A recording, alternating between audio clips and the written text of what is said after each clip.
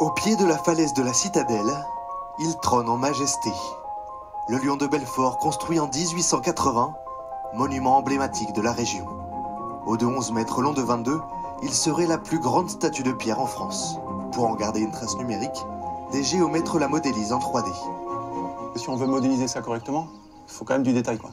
En particulier les inscriptions, les gravures et tout ça, il va falloir mettre pas mal de points, quoi.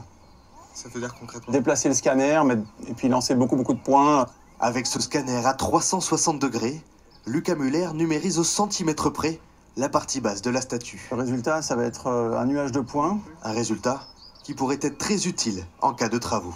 La mémoire, par exemple, de ce lion, demain, il y a un événement qui amènerait à devoir reconstruire ce lion, à le rénover, au moins on a un jumeau numérique et on va pouvoir refaire et prendre des mesures vraiment précises pour refaire à l'identique. Sur le dos de la statue, encore des taches grises, des zones à scanner, et pour cela, il faut prendre de la hauteur. À 50 mètres de haut, Florian le pilote a une vue imprenable sur le lion. C'est vraiment une expérience qui change de notre quotidien.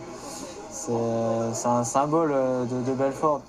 Pour les géomètres, numériser ce monument permet de casser l'image de l'expert du cadastre.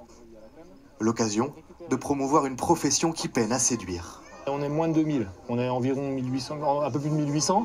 Le chiffre était d'ailleurs en baisse par rapport au moment où moi je me suis installé et j'ai été assermenté géomètre expert.